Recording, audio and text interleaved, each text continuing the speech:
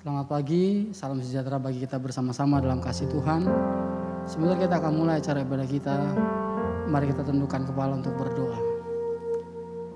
Bapa, kami bersyukur buat setiap kebaikan-Mu dalam hidup kami, sehingga kami masih boleh ada sebagaimana kami ada hari ini. Biarkanlah kami memberi yang terbaik lewat pujian kami kepadamu, sehingga nama Tuhan yang dipuji dipermuliakan. Kami undang hadirat-Mu hadir di tengah-tengah kami pagi hari ini, sehingga kami benar-benar boleh menikmati setiap kebaikan-Mu. Di dalam nama Tuhan kami Yesus Kristus, kami berdoa. Haleluya. Amin.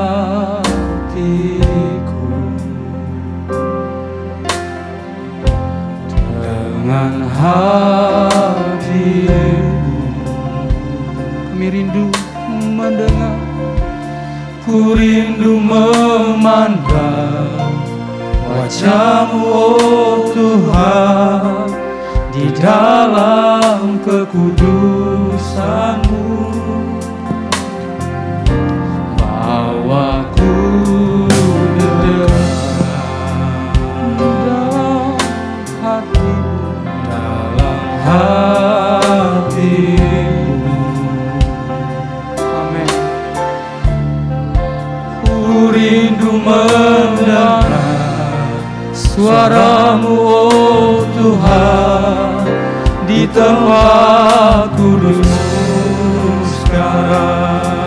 Kami rasakan, ku rasakan kasih-Mu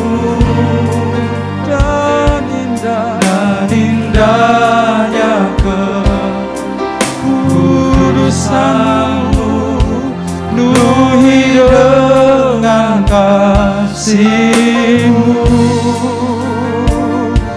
diam di hadirat-Mu Tuhan, ku mengasihi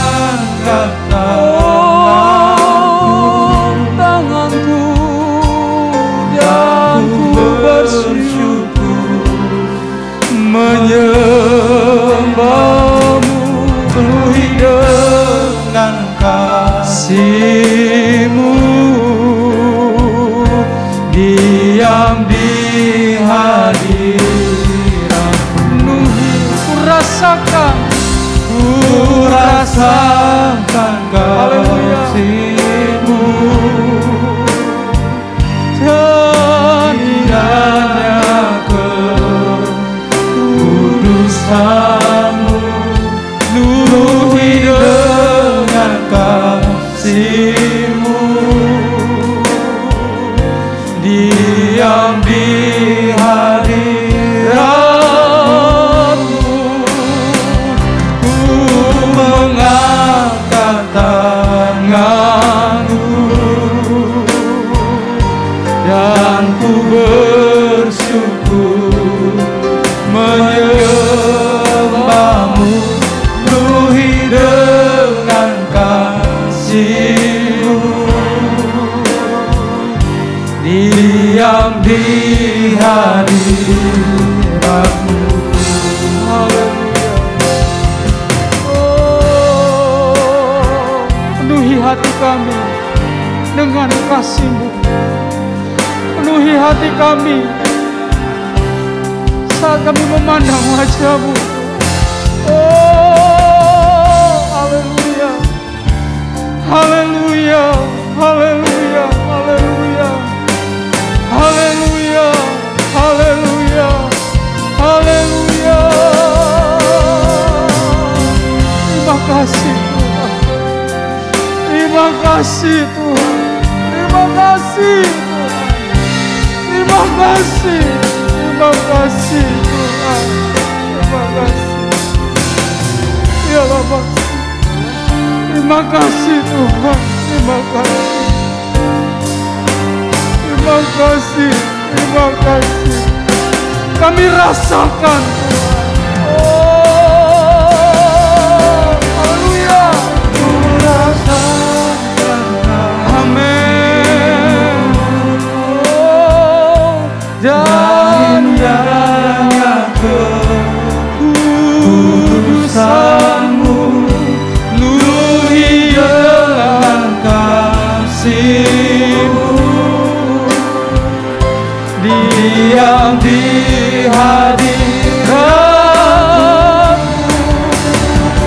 ku mengangkat tangan-Mu, kami bersyukur menyembah-Mu, dan ku bersyukur menyembah-Mu, penuhi dengan kasih-Mu,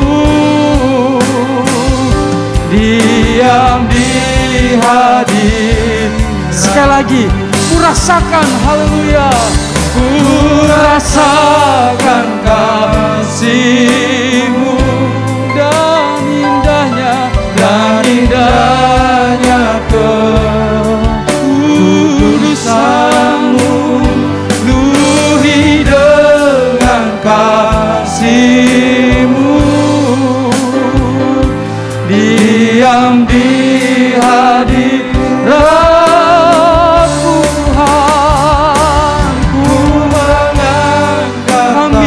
mengangkat tangan kami, dan ku bersyukur menyembah-Mu, penuhi dengan kasih-Mu,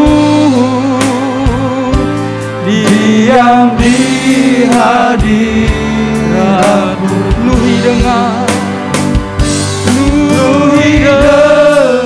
kasih-Mu, diam di hadirat, penuhi dengan kasih-Mu, penuhi dengan kasih-Mu, diam di hadirat-Mu.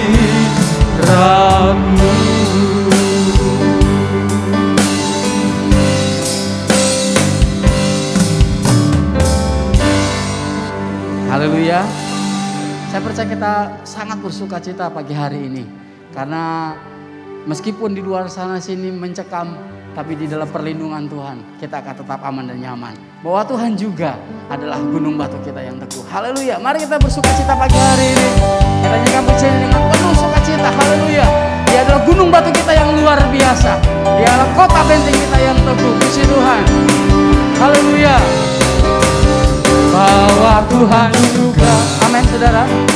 gunung batu, Bahwa Tuhan, bahwa Tuhan juga, amin.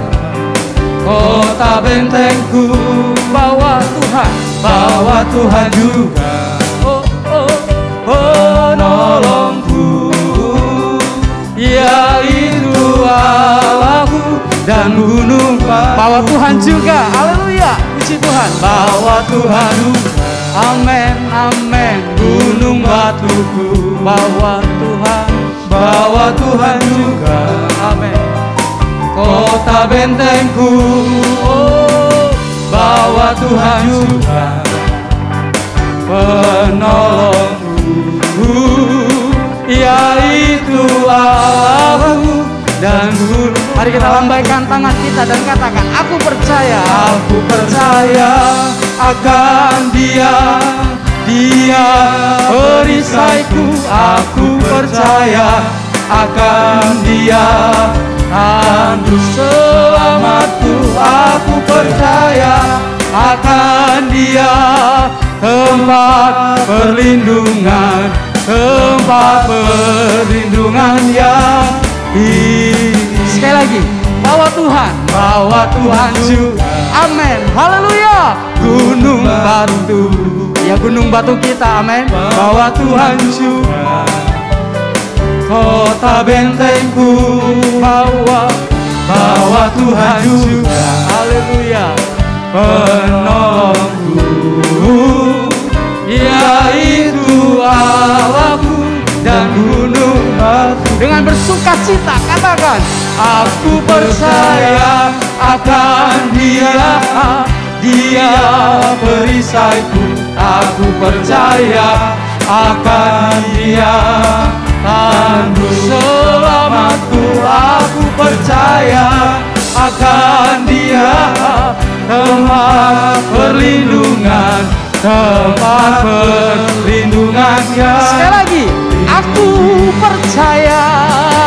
Aku percaya akan Dia, Dia perisaiku. Aku percaya akan Dia, Tandu selamatku. Aku percaya akan Dia, tempat perlindungan, tempat perlindungan yang tinggi. Tempat perlindungan, tempat perlindungan yang tinggi. Tempat perlindungan yang tinggi. Tempat perlindungan yang tinggi. Haleluya, puji Tuhan. Oh, haleluya. Amin. Haleluya. Tempat perlindungan kita hanya ada dalam Tuhan Yesus Kristus. Hanya Dia tempat perlindungan kita. Saya percaya dalam hadirat Tuhan kita bisa menikmati segalanya. Dia yang mengubah hidup kita. Dan kita menerima semua janji-janjinya lewat kebenaran firman Tuhan yang akan kita dengar. Di hadirat-Mu, tempat yang ku rindukan, nafas hidupku dan sumber kekuatan. Di sana Kau nyatakan isi hati dan rindumu, sehingga ku mengerti berharganya hidupku.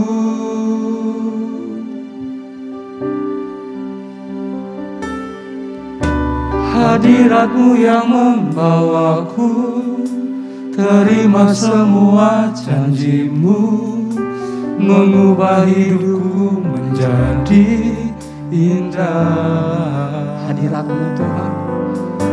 Hadirat-Mu yang menguatkan aku di dalam pengharapan.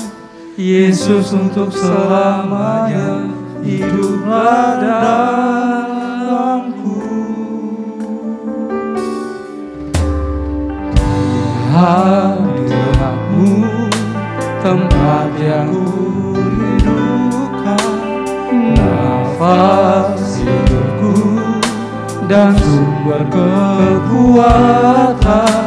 Di sana Kau nyatakan isi hati dan rindumu, sehingga ku mengerti berharganya hidupku.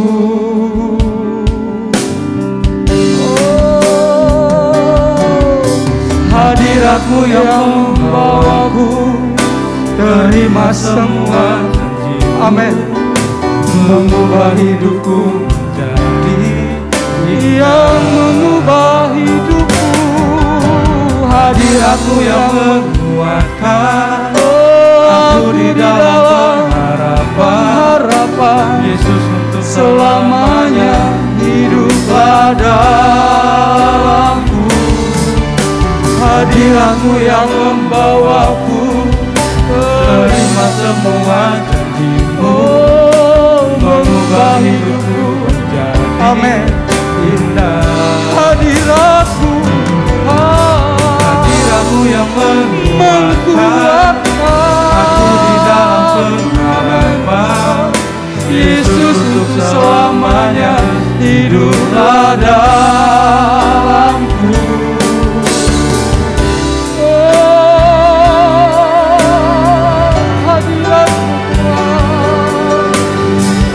Hadirat-Mu yang menguatkan kami Tuhan.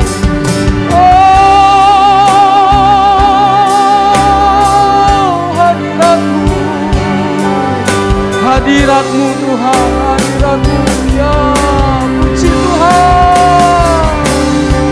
Hadirat-Mu yang membawaku terima semua janji-Mu. Amin. Mengubah hidupku menjadi indah. Hadirat-Mu yang menguatkan aku di dalam pengharapan. Yesus untuk selamanya hiduplah dalam. Sekali lagi hadirat-Mu, hadirat-Mu yang terima semua janji-Mu, mengubah hidupku menjadi indah. Hadirat-Mu Tuhan, hadirat-Mu yang menguatkan aku di dalam pengharapan. Yesus untuk selamanya hiduplah dalamku. Yesus untuk selamanya hiduplah dalamku.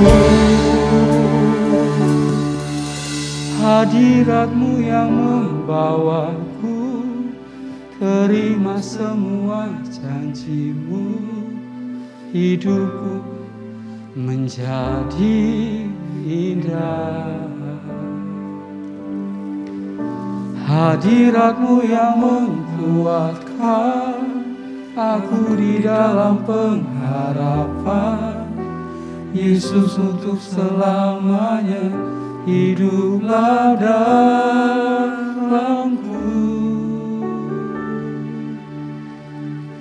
Di hadirat-Mu tempat yang ku rindukan.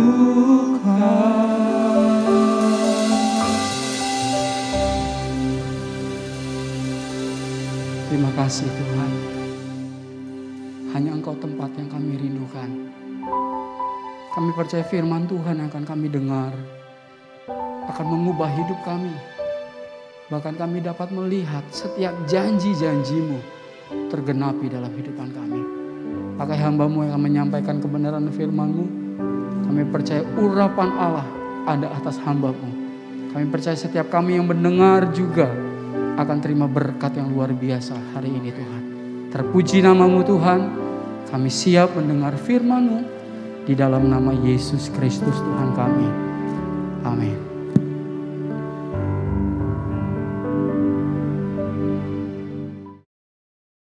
Bagi Bapak, Ibu, dan saudara-saudari yang rindu memberikan persembahan atau perpuluhan, dapat dikirim melalui rekening berikut ini.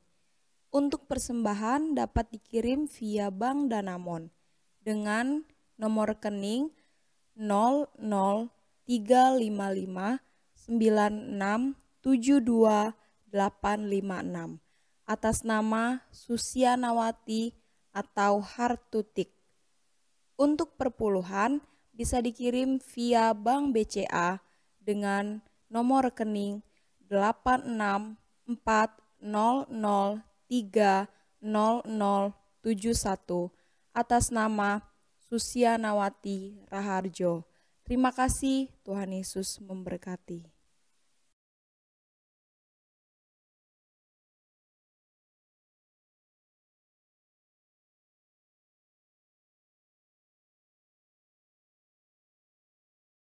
Haleluya, puji Tuhan. Segala puji dan syukur hanya bagi Tuhan kita Yesus Kristus. Segala kemuliaan hanya bagi Dia, Raja di atas segala raja dan Tuhan di atas segala Tuhan, yang berjanji akan datang kembali menjemput saudara dan saya, dan setiap orang yang terus mau menjadi pelaku firman-Nya. Tema khotbah hari ini Minggu 5 September 2021, kenapa Dia? Apa artinya kenapa Dia? Maksudnya kenapa kok Dia? Siapa yang dimaksud Dia? Mari kita baca dalam Injil Matius 26 ayat 21. Dan ketika mereka sedang makan, Ia berkata, Aku berkata kepadamu, sesungguhnya seorang di antara kamu akan menyerahkan aku. Yesus Tuhan, Dia Maha tahu. Ia tahu bahwa seorang dari murid-muridnya akan menyerahkan dirinya kepada para imam-imam kepala. Dan ucapan Yesus itu membuat semua murid-muridnya tergoncang, panik, sedih, dan bertanya kepada Yesus dalam ayat 22. Dan dengan hati yang sangat sedih berkatalah mereka seorang demi seorang kepadanya, bukan aku ya Tuhan? Semua bertanya kepada Yesus seorang demi seorang. Mulai dari Simon, Petrus, Yakobus, Yohanes, Andreas, Filipus, Bartolomeus, Matius, Thomas, Yakobus, anak Alfius, Tadius, Simon orang Selot, dan Yudas Iskariot. Mereka merasa tidak akan melakukan seperti yang Yesus katakan. Alkitab mengatakan, mereka berkata dengan hati yang sangat sedih. Mereka bilang, bukan aku ya Tuhan. Mereka benar-benar terkejut dan sedih dengan apa yang Yesus baru katakan. Kecuali Yudas yang pura-pura sedih. Kemudian Yesus berkata dengan terus terang dalam ayat 23. Ia menjawab, Dia yang bersama-sama dengan aku mencelupkan tangannya ke dalam pinggan ini, Dialah yang akan menyerahkan aku. Yesus bicara terus terang bahwa Yudaslah orangnya. Kenapa kok dia? Kita bertanya, kenapa kok Yudas? Banyak orang yang tidak mengerti kebenaran firman akan berkata, kenapa kok Yudas? Bukankah Yudas Tuhan sendiri yang pilih jadi salah satu muridnya? Kalau Tuhan itu Maha tahu, kenapa Tuhan pilih Yudas? Lebih baik Yudas tidak dipilih jadi muridnya. Kalau dia harus menyangkal Tuhannya. Mengapa Tuhan tidak cegah Yudas agar tidak berkhianat? Pertanyaan ini sering timbul. Dan pertanyaan sering dipertanyakan oleh orang-orang. Kenapa? Kenapa kok tidak orang di luar muridnya? Kenapa justru Yudas yang salah satu muridnya yang selalu bersama-sama dengan dia?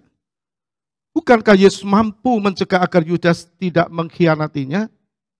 Dan masih banyak pertanyaan-pertanyaan yang semakin dipertanyakan, semakin membuat seseorang tidak menemukan jawabannya. Ini bahaya, bisa membuat dan menuduh Tuhan, pilih kasih, dan sebagainya. Mari kita perhatikan waktu Tuhan menciptakan manusia. Manusia itu diciptakan Tuhan, punya tubuh, punya jiwa, dan punya roh. Dalam Kejadian pasal 2 ayat 7. Ketika itulah Tuhan Allah membentuk manusia itu dari debu tanah dan menghembuskan nafas hidup ke dalam hidungnya. Demikianlah manusia itu menjadi makhluk yang hidup. Jadi tubuhnya dari debu, dari tanah. Ini yang disebut manusia luar. Dan rohnya dari Tuhan. Tuhan menghembuskan nafas hidup ke dalam hidung manusia itu. Dan ini yang disebut manusia dalam. Jadi tubuh ini adalah manusia luar. Bisa berinteraksi karena punya jiwa dan roh. Nah, dikatakan oleh firman Tuhan setelah itu barulah manusia itu menjadi makhluk yang hidup. Sesudah Tuhan menghembuskan nafas hidup ke dalam hidungnya, jadilah dia makhluk yang hidup. Maksudnya yang bernyawa, berjiwa. Nah, jiwa itu adalah pikiran, kehendak, kemauan. Itu adalah jiwa. Nah, manusia yang seperti inilah yang Tuhan ciptakan, lalu Tuhan taruh di Taman Eden. Dalam Kejadian 2 ayat 8.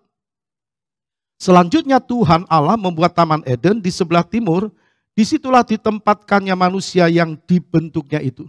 Jadi manusia yang punya tubuh, jiwa, dan roh itulah yang ditempatkan Tuhan di Taman Eden. Untuk apa? Untuk mengusahakan dan memelihara taman itu. Ayat 15-17. Tuhan Allah mengambil manusia itu dan menempatkannya dalam Taman Eden untuk mengusahakan dan memelihara taman itu. Lalu Tuhan Allah memberi perintah ini kepada manusia. Semua pohon dalam taman ini boleh kau makan buahnya dengan bebas. Tetapi pohon pengetahuan tentang yang baik dan yang jahat, janganlah kau makan buahnya. Sebab pada hari engkau memakannya, pastilah engkau mati. Jadi manusia itu diciptakan oleh Tuhan punya pikiran, punya kehendak, punya kemauan. Itu artinya manusia punya kehendak bebas.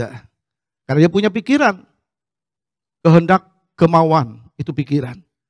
Nah, Tuhan mau manusia yang diciptakan oleh Tuhan, yang punya pikiran, punya kehendak, kemauan itu, supaya tunduk kepada perintah Tuhan. Tuhan berkata, jangan makan buah pengetahuan tentang yang baik dan yang jahat.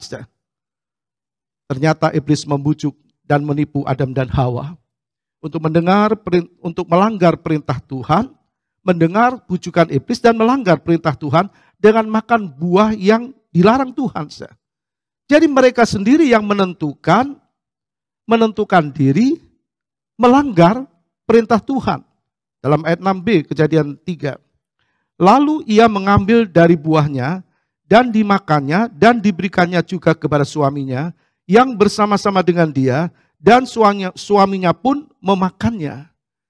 Jadi Hawa itu melihat buah yang dilarang oleh Tuhan. Lalu ia mengambil, kemudian dia makan, dan dia berikan kepada suaminya.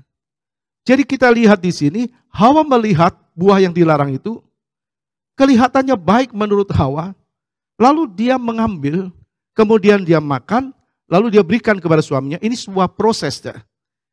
Karena Hawa punya pikiran. Nah, kita bertanya, seandainya mereka tidak percaya perkataan setan, mereka tidak berdosa. Seandainya mereka tidak percaya perkataan setan, mereka tidak berdosa. Kalau mereka cuma melihat, seandainya Hawa hanya melihat,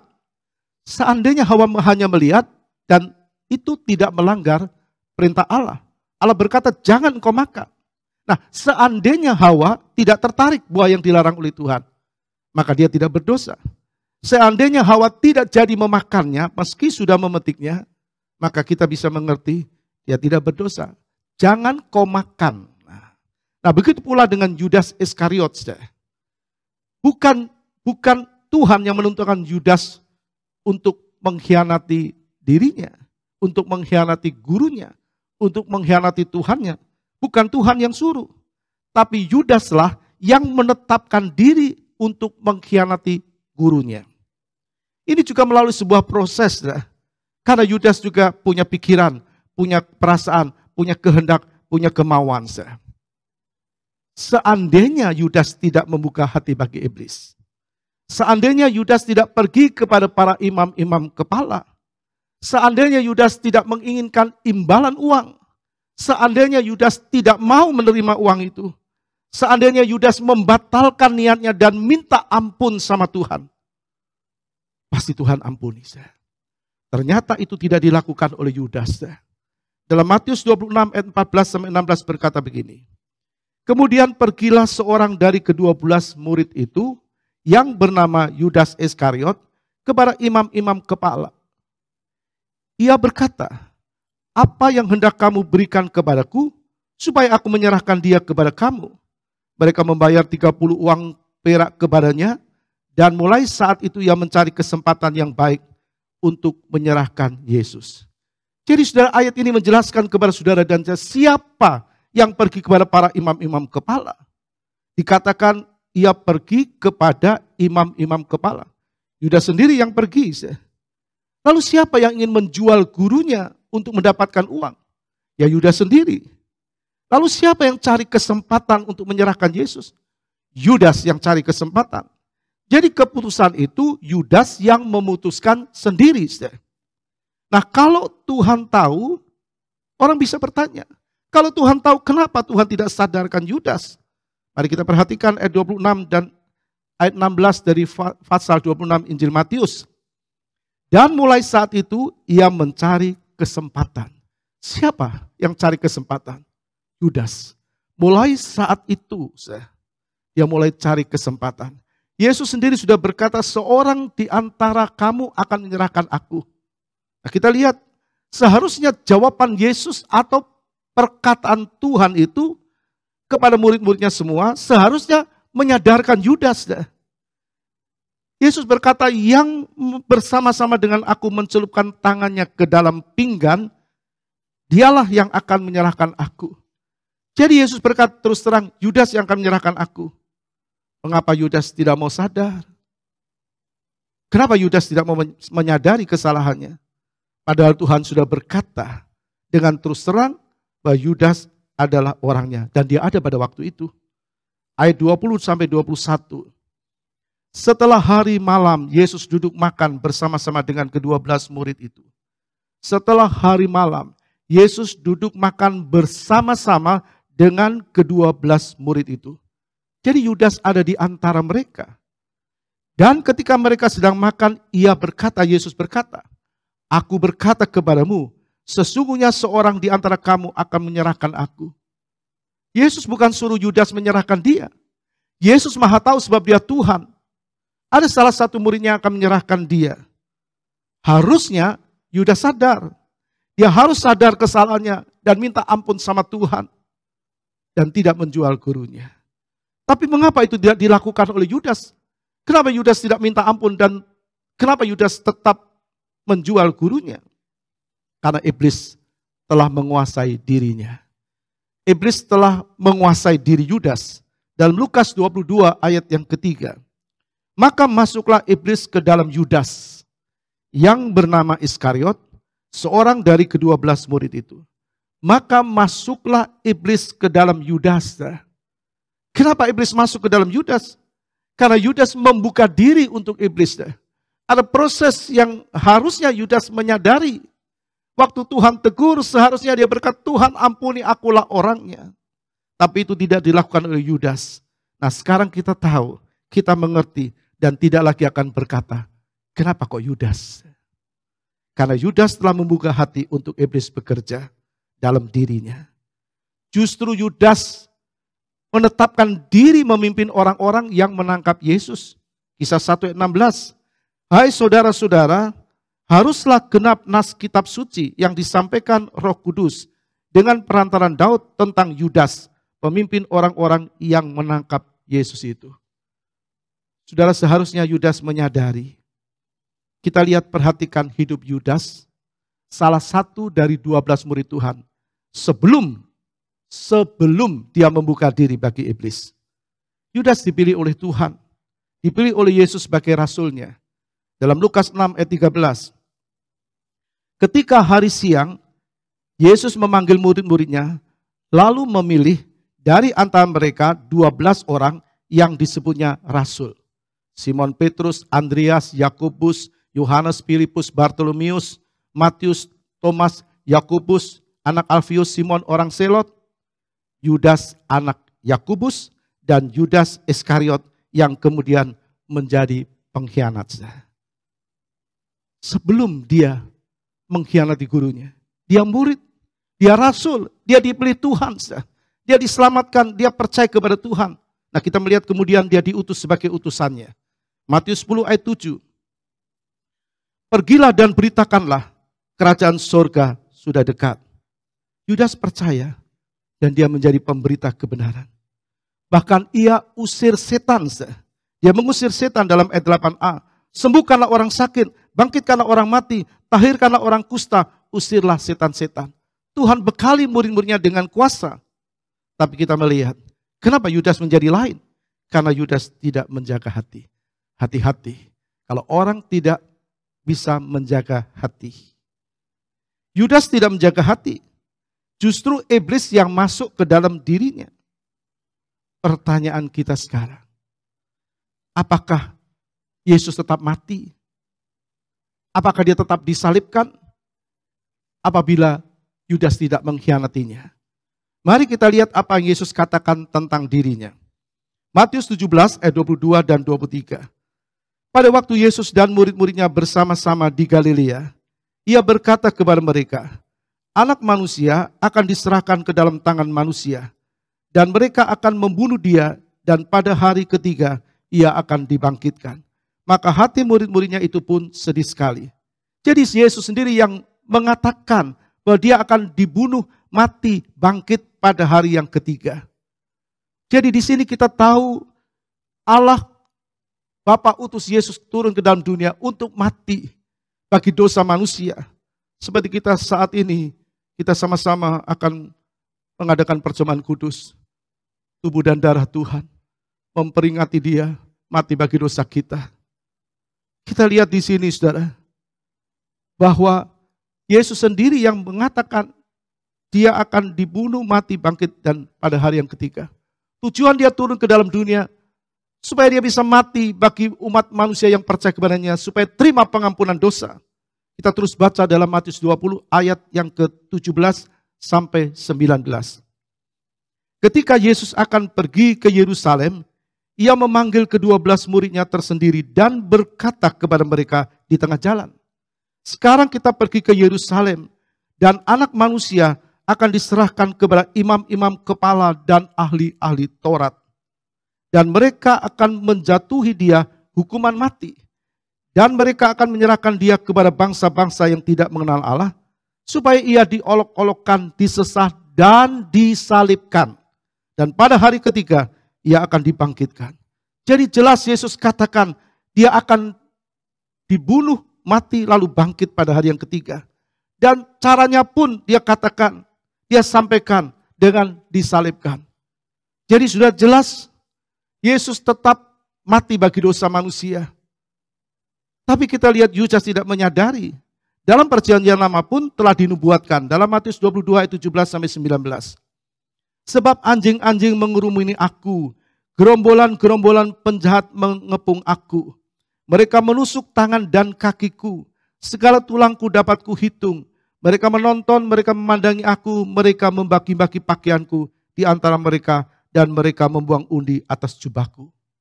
Apa yang dinubuatkan jelas digenapi. Waktu Yesus mati tergantung di kayu salib, tangan dan kakinya dipaku, rusuknya ditombak, dia diberi mahkota duri, dan pakaiannya diundi, dibagi. Dan itu benar-benar terjadi pada waktu Yesus disalibkan. Sekali lagi kaki tangannya dipaku dan pakaiannya diundi. Untuk siapa? Untuk saudara dan saya. Dalam Injil Matius 27 ayat yang ke-35. Matius 27 ayat 35. Sesudah menyalibkan dia, mereka membagi-bagi pakaiannya dan membuang undi. Jelas Yesus tidak menetapkan Yudas yang mengkhianatinya. Jadi kita tidak bisa berkata, kenapa kok dia? Apakah Yesus pilih kasih? Sama sekali tidak. Yudas sendiri yang membuka hati bagi iblis. Hati-hati. Jangan biarkan iblis masuk. Jangan biarkan iblis bekerja. Jangan biarkan iblis mempengaruhi. Kita harus kuat di dalam iman. Jadi saudara, kita lihat Yudas sebelum mengkhianati Tuhan. Dia muridnya Tuhan. Dia dipilih Tuhan. Dia diutus Tuhan. Bahkan dia ambil dalam pelayanan. Yudas juga ambil bagian dalam pelayanan. Dalam Kisah Rasul pasal pertama ayat 17 berkata begini. Dahulu ia termasuk bilangan kami dan mengambil bagian dalam pelayanan ini. Percaya, melayani, tapi binasa. Kita hati-hati dengan apa yang kita baca dan dengar. Memperingatkan kita untuk kita tetap setia kepada Tuhan. Melayani dengan hati, melayani dengan benar. Jadi sebenarnya Yudas punya banyak kesempatan, tapi tidak mempergunakan sesuai dengan hatinya Tuhan. Tuhan buka kesempatan, tapi Yudas tidak mempergunakan sesuai dengan hatinya Tuhan. Melayani Tuhan itu hal yang indah di mata Tuhan. Hal yang indah di mata Tuhan. Asal benar-benar melayani Dia dengan hati. Dan tetap jaga hati dan dekat Tuhan. Jangan bangga dengan pelayanan tanpa hati. Dalam Matius 7 ayat 22 sampai 23. Pada hari terakhir banyak orang berseru kepadaku, Tuhan, Tuhan, bukankah kami bernubuat demi namamu, dan mengusir setan demi namamu, dan mengadakan banyak mujizat demi namamu?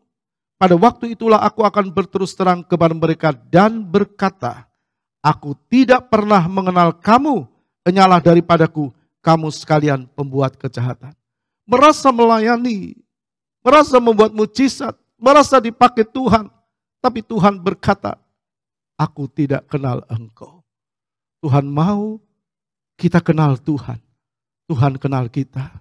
Kita dekat dengan Tuhan, Tuhan dekat dengan kita. Kita sungguh-sungguh dekat dengan Tuhan, menjadi pelaku firman itu yang Tuhan mau. Kita melihat di sini, Tuhan berkata, bukan orang yang berseru aku Tuhan, Tuhan yang masuk dalam kerajaan sorga.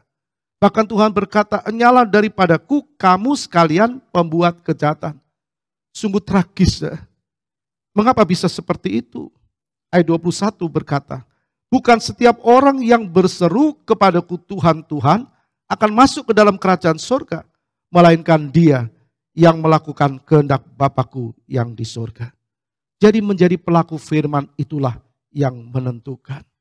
Menjadi pelaku firman. Orang yang percaya, jadilah pelaku firman. Untuk jadi pelaku firman harus percaya dengan sungguh, dengan benar. Dalam Matius 25 ayat 31 sampai 33. Apabila anak manusia datang dalam kemuliaannya dan semua malaikat bersama-sama dengan dia, maka ia akan bersemayam di atas tahta kemuliaannya. Lalu semua bangsa akan dikumpulkan di hadapannya dan dia akan memisahkan mereka seorang daripada seorang, sama seperti gembala memisahkan domba dari kambing. Dan dia akan menempatkan domba-domba di sebelah kanannya dan kambing-kambing di sebelah kirinya. Semua akan menghadap tahta pengadilan Allah. Tidak ada satupun yang dapat disembunyikan. Semua terbuka transparan di mata Tuhan. Alkitab menjelaskan domba ditaruh di sebelah kanannya dan kambing di sebelah kirinya. Domba bicara orang percaya. Domba bicara orang percaya menjadi pelaku firman-Nya. Sedang kambing bicara orang-orang yang tidak percaya atau tidak jadi pelaku firman. Sekali lagi, domba di sebelah kanannya dan kambing di sebelah kirinya. Domba itu bicara orang percaya menjadi pelaku firman. Sedangkan kambing bicara orang percaya yang tidak jadi pelaku firman. Orang percaya tidak jadi pelaku firman. Orang percaya yang jadi pelaku firman akan masuk dalam kerajaan surga. Sedangkan yang tidak jadi pelaku firman akan dimasukkan ke dalam api yang kekal, di mana iblis akan dihukum selama-lamanya. Kenapa kok dia? Bukan Allah yang menentukan. Bukan Allah pilih kasih. Tapi Yudas sendiri yang menentukan untuk tidak jadi pelaku firman. Jangan sampai kita berkata, kenapa Tuhan kok dia, kenapa Tuhan kok dia. Manusia diciptakan punya kehendak bebas. Tubuh, jiwa, dan roh. Jiwa dan pikiran, kehendak, kemauan, perasaan itu adalah jiwa. Jadi orang itu sendiri yang harus menentukan apakah dia menjadi pelaku firman atau tidak. Karena itu, jadilah pelaku firman. Sebelum terlambat, sebelum Tuhan datang yang kedua kali. Jadi pelaku firman. Kiranya Tuhan Yesus menolong kita. Amin. Mari kita mempersiapkan diri untuk perjamuan kudus. Sudah bisa mempersiapkan ambil roti. Lalu saudara angkat roti lebih tinggi dari kepala kita. Sekali lagi sudah mempersiapkan diri, hormati Tuhan. Benar-benar takut kepada Tuhan. Cinta Tuhan. Percaya kepada Tuhan. angkat roti lebih tinggi dari kepala kita dan dengar firman Tuhan. Dan ketika mereka sedang makan, Yesus mengambil roti, mengucap berkat, memecah-mecahkannya lalu memberikannya kepada murid-muridnya dan berkata, ambillah, makanlah, inilah tubuhku. Mari kita makan tubuh Tuhan dengan iman. Dalam nama Bapa, Anak, dan Roh Kudus, yaitu Tuhan Yesus Kristus. Haleluya.